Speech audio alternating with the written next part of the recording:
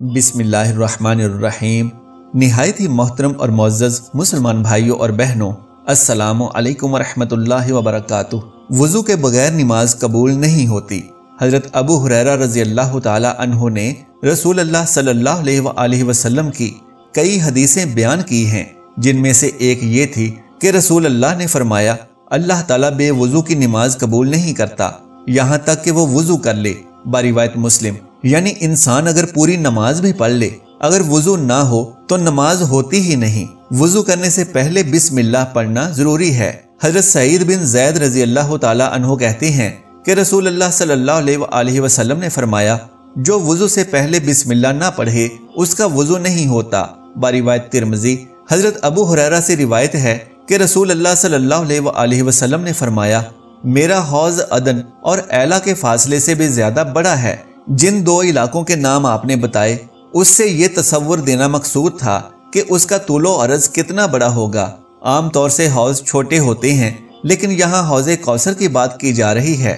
وہ اس قدر بڑا ہوگا کہ عدن یعنی یمن کے ایک علاقے سے لے کر فلسطین کے علاقے تک بڑا ہوگا، اور اس کا پانی برف سے زیادہ سفید اور شہد اور دودھ سے زیادہ میٹھا ہے، اور حوض کوثر پر رکھے ہوئے برتن تعداد میں آسمان کے تاروں سے بھی زیادہ ہیں۔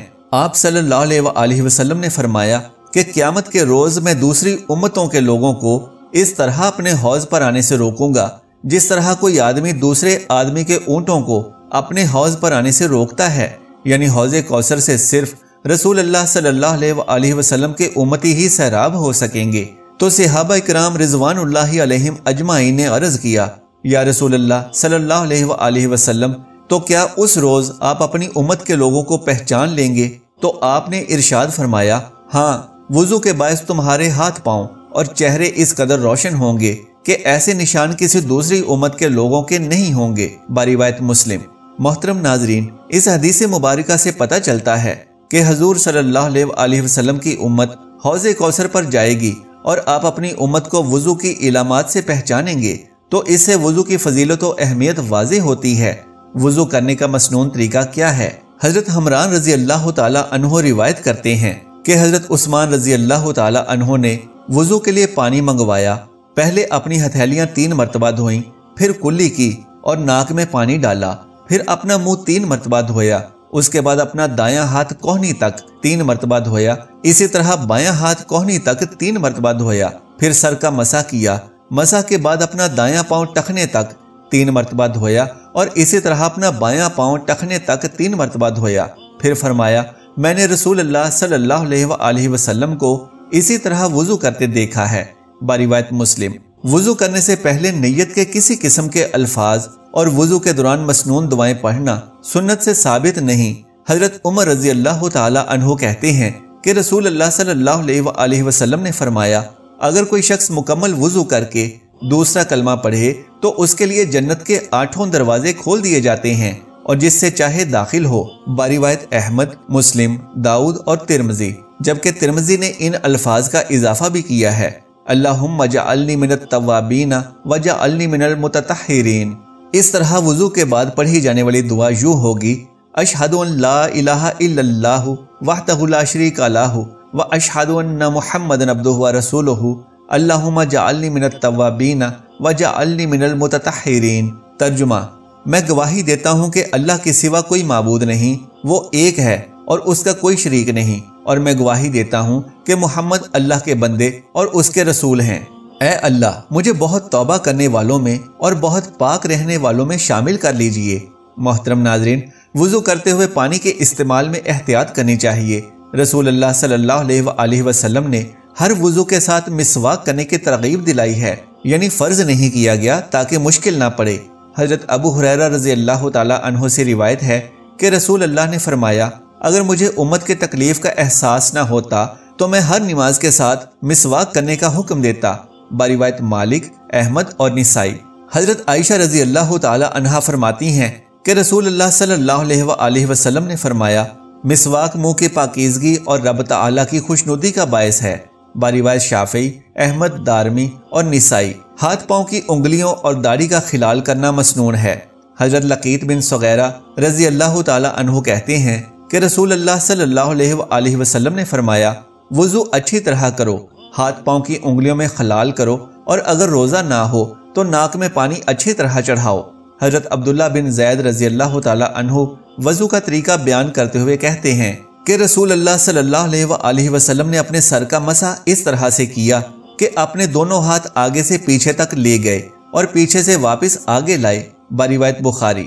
سر کے مسح کے ساتھ کانوں کا مسح بھی ضروری ہے، اور کانوں کے مسح کا مسنون طریقہ یہ ہے کہ حضرت عبداللہ بن عباس رضی اللہ تعالی عنہ وضو کا طریقہ بیان کرتے ہوئے فرماتے ہیں کہ رسول اللہ صلی اللہ علیہ وآلہ وسلم نے اپنے سر کا مسح کیا اور پھر اپنی شہادت کی دونوں انگلیوں سے دونوں کانوں کے اندر اور دونوں ہاتھوں کے انگوٹھوں سے کانوں کے باہر کا مسح کیا، بروایت نسائی۔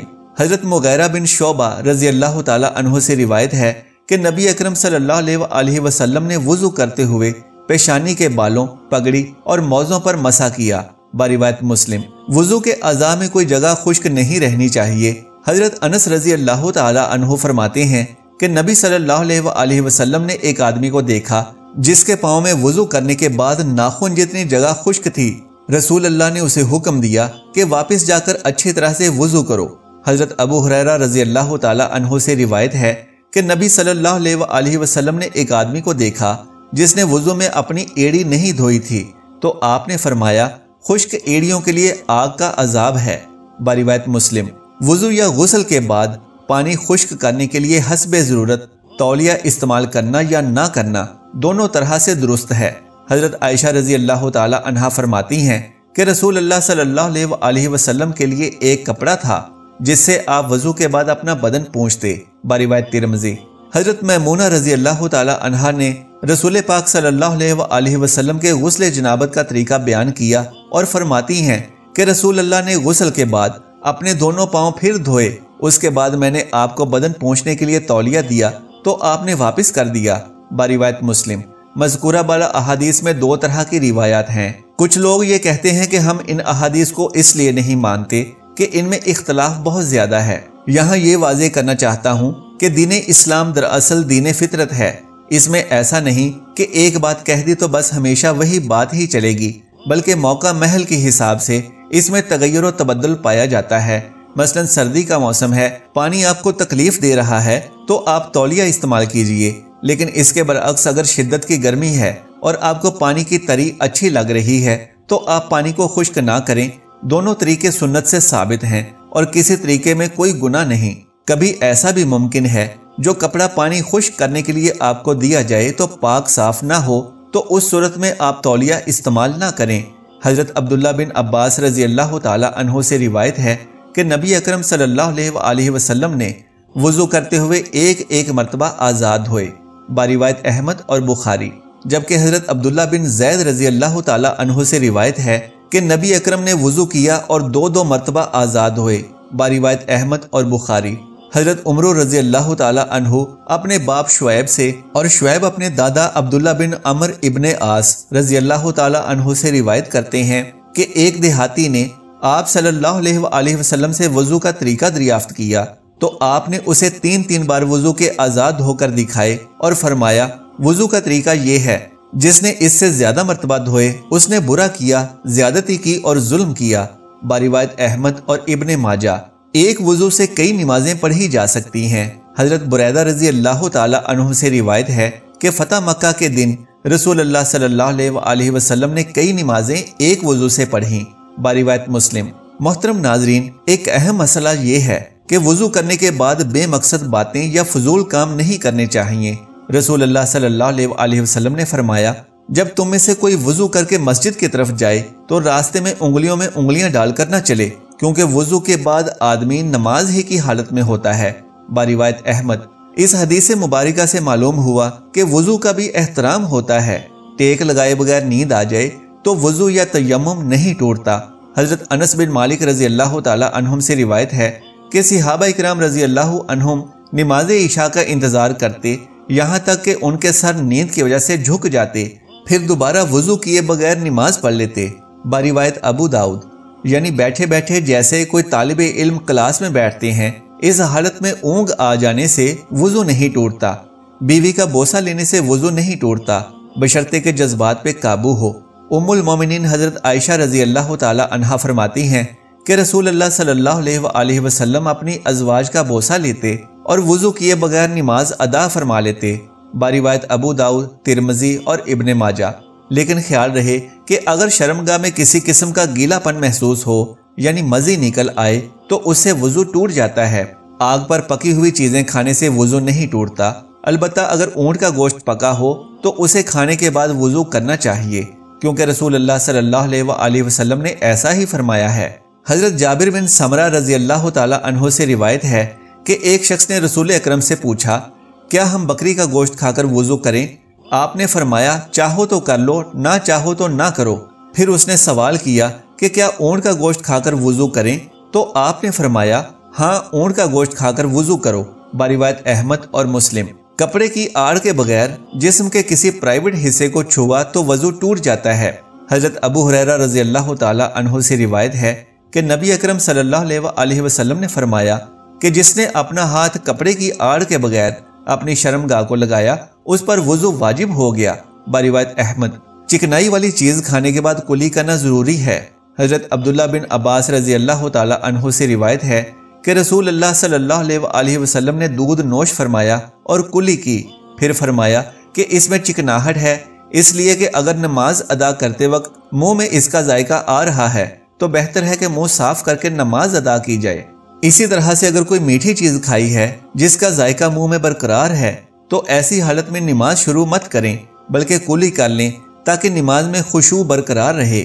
اسی طرح حضرت علی رضی اللہ تعالی عنہ سے روایت ہے کہ میں نے رسول اللہ صلی اللہ علیہ وآلہ وسلم سے مزی کے بارے میں استفسار کیا تو آپ صلی اللہ علیہ وآلہ وسلم نے جواب میں فرمایا کہ مزی خارج ہونے سے وضو کرنا چاہیے اور منی خارج ہونے سے غسل کرنا چاہیے، باروایت ترمذی۔ مستقل بیماری کے باعث مکمل پاکیزگی حاصل کرنا ممکن نہ ہو تو اسی حالت میں نماز ادا کرنی چاہیے، البتہ ایسی صورت میں ہر نماز کے لیے نیا وضو کرنا ضروری ہے۔ اللہ عز و جل سے دعا ہے کہ ہمیں دین کے احکامات کو سمجھنے اور ان پر عمل کرنے کی توفیق مرحمت فرمائے۔ محترم ناظرین، اگر میری آج کی یہ معلوماتی ویڈیو آپ کو پسند آ جائے تو براہ کرم اس ویڈیو کو لائک اور شیئر کر دیجئے اور میرے اسلامی و اصلاحی چینل کو سبسکرائب کر لیجئے۔ جزاک اللہ خیرن کثیرا۔ اللہ ہم سب کا حامی و ناصر ہو۔